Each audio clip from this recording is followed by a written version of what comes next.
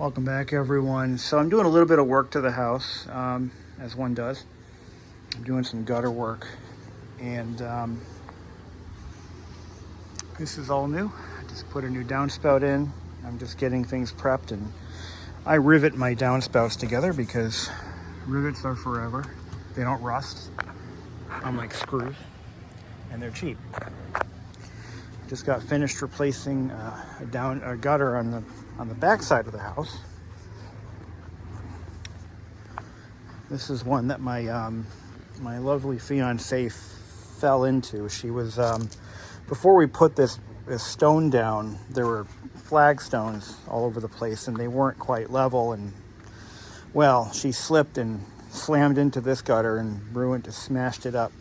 That was like 3 years ago, and finally fixing it. But I want to kind of talk about something that,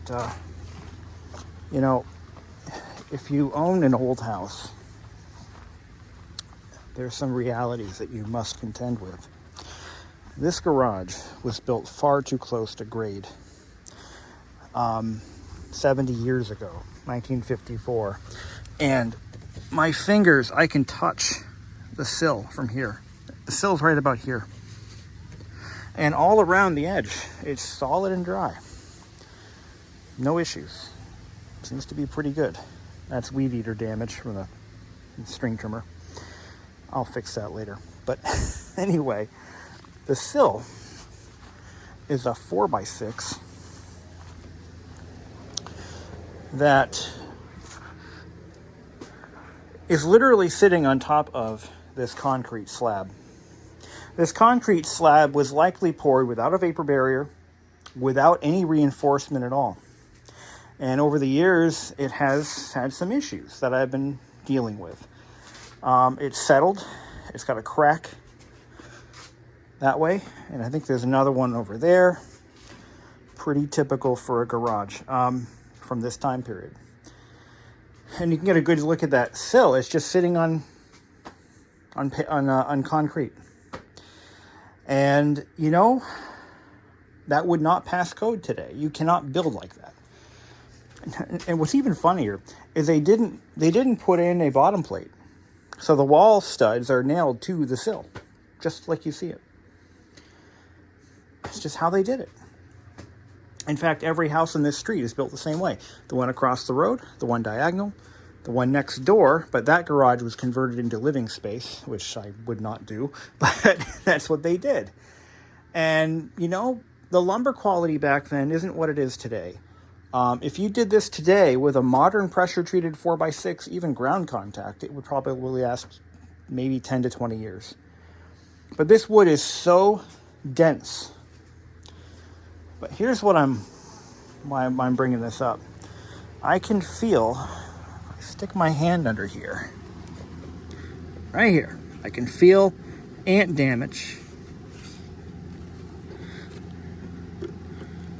I can definitely feel the little bit of ant damage right up in there. And, I don't like it. I don't like it. But am I going to tear the garage apart to fix it? It's old damage. It's been that way forever. In fact, when I bought the place, I kind of, one of the first things I did was I fixed the fact that the downspout, there was no downspout. Well, the downspout would splash right there. There was nothing to kick it out at all, just straight down, which defeats the purpose of having a gutter system, which is why I'm adding this extension to it, move the water away. But check this out. This lumber, solid as a rock. In fact, even the sheathing is still solid. Look at that. So, am I going to waste my time? Am I going to waste my money for a problem that isn't a problem? Hell no. There's a nail there. There used to be a little platform here. I took it out. That platform, I don't know what it was for, but there was a platform here. Now, so I did correct a few things for example, the garage trim, which is ground contact, I tore it all out. All of this garage trim I tore out, and I replaced it with AZEK. So AZEK does me a couple of solids. And one of them being, insects won't eat it. So I don't have to worry about this stuff becoming a conduit for insects and rot, and never having to repaint it because it's plastic. It's not going to do anything.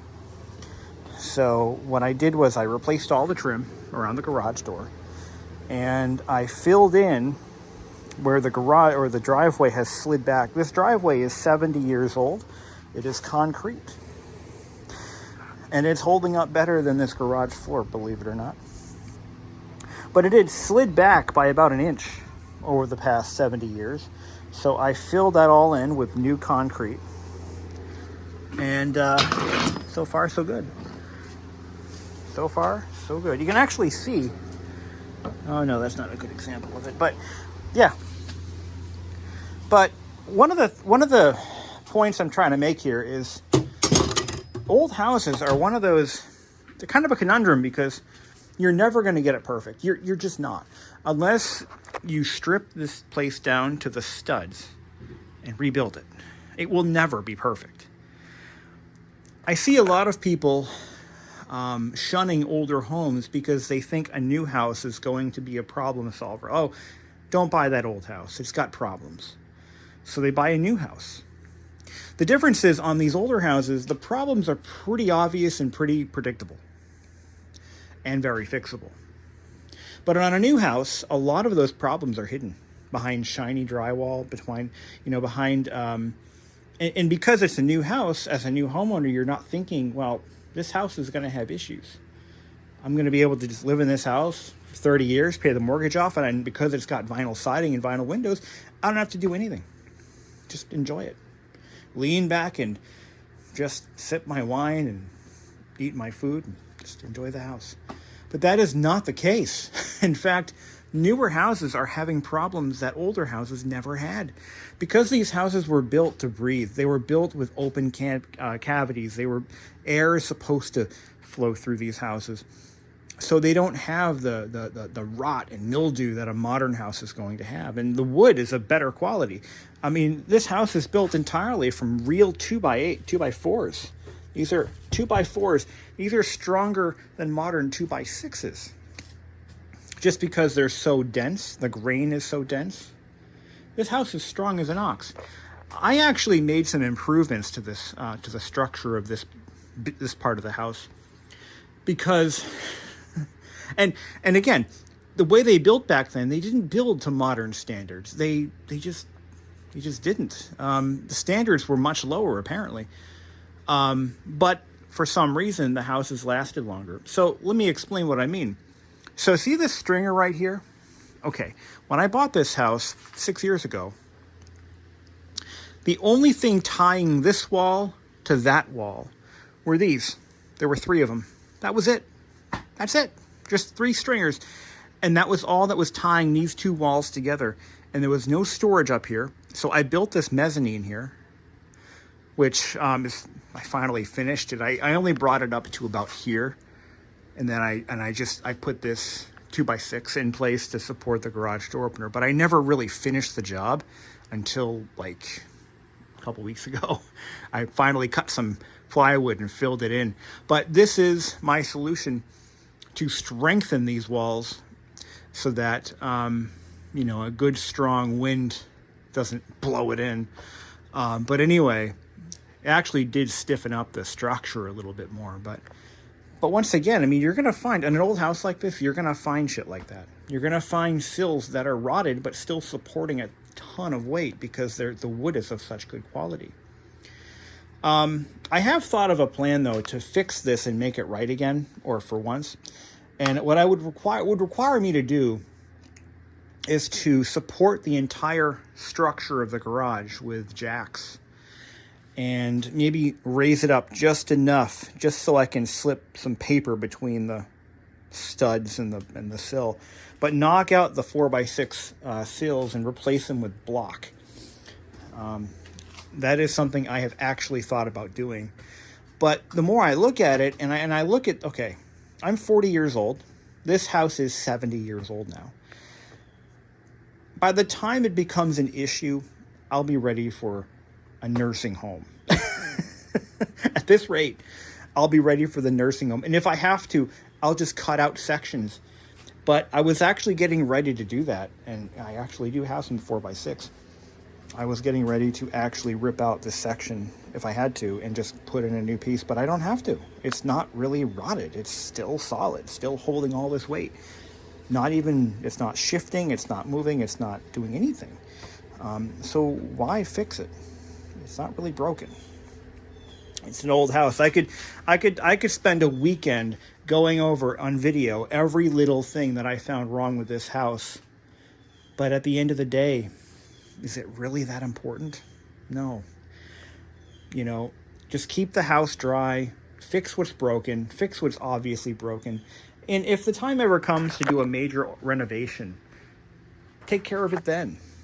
There's a house in this neighborhood on the far corner here. Same age as this house, and the guy brought it to the studs. He got it really cheap.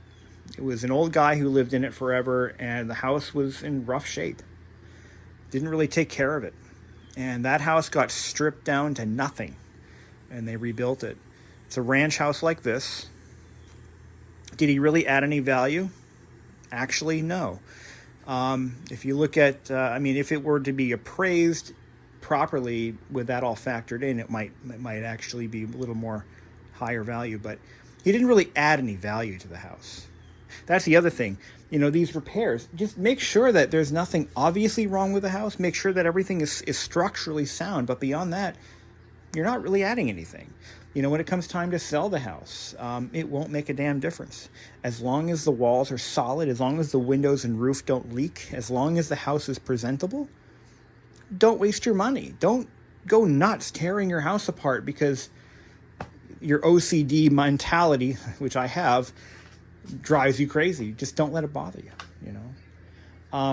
One of the improvements that I have made, though, in this garage that was, oh my God, worthwhile, is power. So we had no power out here. We had one outlet, which fed one light fixture, which was mounted to one of these stringers, and it powered the garage door opener with one of those suicide cord things, those cheap dollar store power extension cords.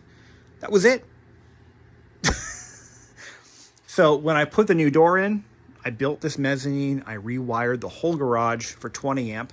You'll notice the lighting is actually on a 15 amp circuit because it's powered off of the breezeway circuit. I did that on purpose. So in case I'm working out here and I trip a breaker, I still have power. I still have lights for safety reasons. I read that in one of the code books. Like that's actually something you're supposed to do. So the lighting is on a separate circuit, but 20 amp circuit powers all the outlets out here. And there's 1, 2, 3, 4, 5 outlets. It also powers, I think it also powers my, it powers my outside light on the back, which I added that to. This house had no lighting, exterior lighting. It was really, this house was built fairly, I don't want to say cheap, but Spartan. But then again, in the 50s, that's just how it was. It wasn't like it was an especially cheap house. It wasn't. This house cost $12,000 at a time when the average house was like $5,000. It's the neighborhood is what they were paying for. But anyway, which is still nice to this day. But I've done so much. Most of the improvements I've made to this home were to the garage, just because it was the worst part of the house. As for the cracks, now I have sealed those up. I dug down quite a ways, and I used an epoxy concrete cracks filler, and I filled in all the cracks from the outside. And so far, they don't show any movement. That was about a little over a year ago I did that. And we've gone through a complete freeze-thaw cycle, and everything looks to be pretty good. But once again, you know, what am I going to do? Jackhammer this entire floor up? For what? No, I'm going to patch these little spall marks. The floor does have some spalling going. In fact, I'm probably going to do that today. I got some mortar over there, repair mortar. I'll mix it up, trowel it on, smooth it out, and just fill in the little pock marks. But real important, if you own a house like this, an older home built before modern standards, don't epoxy your concrete floors. Don't do it because it won't hold. This entire floor was once epoxied, and you would never know it today. Only trace amounts of it still exist. And the reason why is because these concrete floors were not built with a vapor barrier. So they were poured with just onto straight gravel or whatever substrate they used. There is no vapor barrier. And because concrete is porous and moisture is a naturally occurring substance underneath a house, you're gonna get paint flakes, you're gonna get spalling. It's just a fact of life, and you're never gonna get away from this. The only thing you can do, if beauty is important to you, is to have the entire floor jackhammered out and re-poured, which I am not doing that. Nope. If it gets to that point, what I'll probably do is demolish the garage and the breezeway and rebuild it as a 2-car garage and then widen the driveway. But I'm not doing that either. You know, I like having my mortgage as low as it is and refinancing for these improvements, although would be fun. Totally unnecessary, just a waste of money. So that's my video for today. Thank you for watching, and just enjoy your house. If you're lucky enough to be able to afford one today, and just enjoy it, because making it perfect is never going to happen. Never going to happen. Even a brand new house. So, yeah, that's it. I want to do something about this. This is getting all overgrown. It's hard to mow this. So what I'm going to do is I'm going to cut this out. All right. I'm going to put some gravel down, a little bit of landscape fabric. We'll see what it looks like when I'm done. All right, so I dug this out, down a couple inches. And we're going to kind of smoothen out the sides a little bit. I'm going to put some landscape fabric in the bottom of it, and we're going to fill it with gravel about up to grade level. Probably a little higher. So gravel is great because any water that does get here will drain right through it. It should keep additional plant life from getting too close to the already damaged sill. Let me see if I can get a good look at that here. Let's see what we can do here. Oh yeah. Oh yeah, they've been eating it up. Actually, not too bad. So what you see right here before you, there's a furring strip here. Furring strip.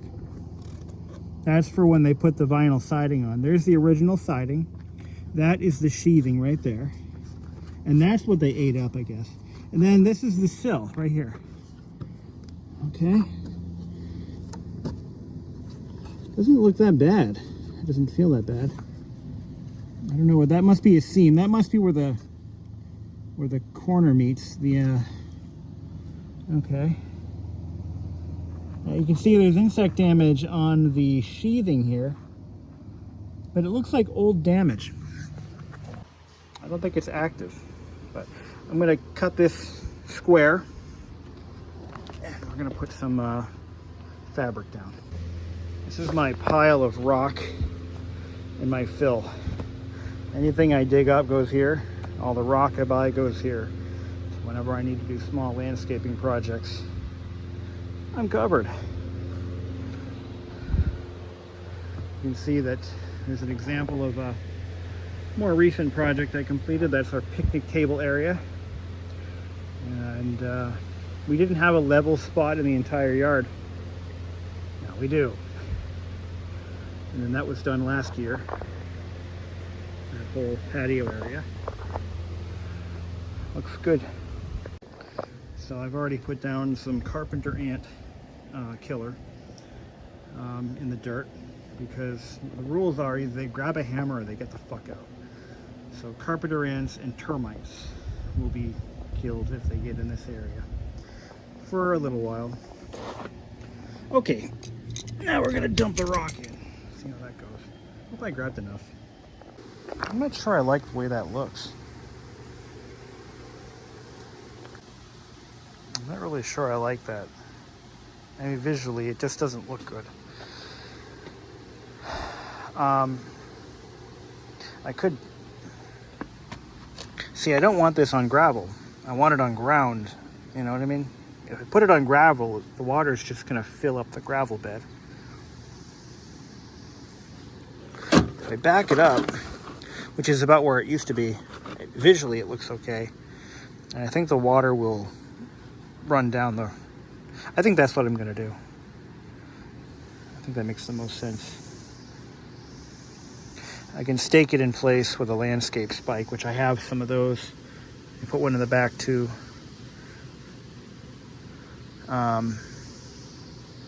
This is designed to be hinged. So you stake it in the back and then you fold it over. So the stake is hidden. Kind of like that. And then you just stake it in the front to keep it down. I think that'll do the job. It keeps it off the gravel. It's not going anywhere. So it can't be knocked out of position. And it'll bring the water further away from the foundation. It's going to have to do the job then. And the fact that it's sloped so far back, the water's not going to want to go backwards that way. This duct takes care of all the water in the garage, which isn't a ton of water, but you know. Here's an example of a downspout that needs work. It is now sunk into the ground. The grass is growing on top of it, so the water just pools right here. I'm gonna have to do basically the same thing with this downspout as I did with the front. The front one had to be replaced because it was in pretty rough shape anyway. But this one I'm gonna have to cut. I'm going to cut it up a little bit, extend it further, and maybe redo this gravel bed entirely. But that'll be, I'll do that next year. I do have a new splash block. These are all getting ruined. I think what I'll do, oh yeah, it's completely, look at these centipedes. These guys bite. From what I understand, they actually can bite you. I think what I'll do for now, we'll get rid of these. Yeah, they're all discoloring and getting ruined. These are 3 or 4 years old now. They've done their job. See, that one's a good one because that has a nice pitch down to it, whereas this one doesn't. So we'll have to fix that. But yeah, it looks like I'm gonna have to cut some of the downspout so I can get a better angle on it. I'll see what I can do. I'm not gonna do it today though, some other time. So I'm actually planning out some stuff for next year as far as landscaping and improvements. So the year before, so last year it was this gravel patio. This year it was the picnic table area. Next year it's going to be perimeter rock beds on the back of the house. So a lot of this gravel can be reused and washed, but I'm going to need to get more gravel.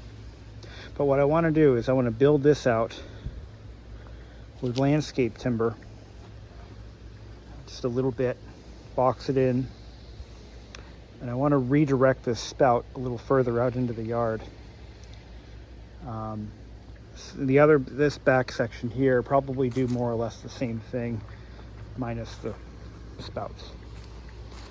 Long term, we're going to put gutters on the back side of the house and the front, and the back side is going to discharge right here in the yard, so that the water will flow that way and get soaked into the ground. We have far too much going on in that back corner. I don't want to dump the water back there. I want to dump it over here.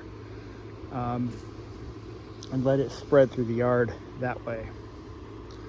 So, but this right here, this has got to be dug out about 3-4 inches, 4 to 5 inches. Dig this down, and then of course redo the whole thing. This was done in 2019. I keep forgetting we moved in December of 18, so it's November of 18. So nothing was done in 2018, but 2019, yeah, that's when we did all the work. So, because it'll be 6 years. Yeah, right about 6 years next November. So, I think. But yeah, we'll do landscape timbers as borders. And then the year after that, we're going to redo the rock beds in the front of the house. I think that's how we're going to roll this out. I don't want to do too much in 1 year because it's my back that I'm breaking. So, you know, I think I have a solution to this conundrum. What I could do, I'm wanting to plant a boxwood here anyway, so I'm going to do that. But I'm going to dig this out in a curve and fill it with stone, and it will match up with that stone right there. Perfect. I think that'll make it look better. I don't like the way it looks, and my bigger plan is to do my best to keep grass from growing against the house, to help prevent, you know, further degradation of the sill. So if I just did that and then continued on, so this is where the trash goes, just kind of do the same thing all around the garage. That would kind of work. I think that would make perfect sense. So, you know, another thought just occurred to me. It's beautiful out here at night. If I were to cut this out the entire length of the driveway and fill it all with gravel. Now I'm just overthinking the whole thing. This is bothering me, guys. It's not visually appealing at all. But yet, it's the right way to go.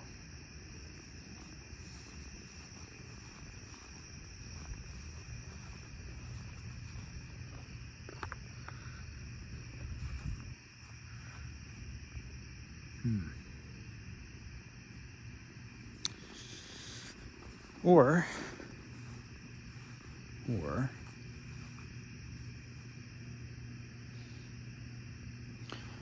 if I were to, no, I can't put the downspout there either. Actually, you know what would make more sense? Is to put the downspout in the middle. But that would block the light out. That would look stupid too. I'm going to think about this. I'll get back to you guys. What do you think? How could I pretty this up? How could I make this look good? It just looks awkward. That's it. Thank you for watching.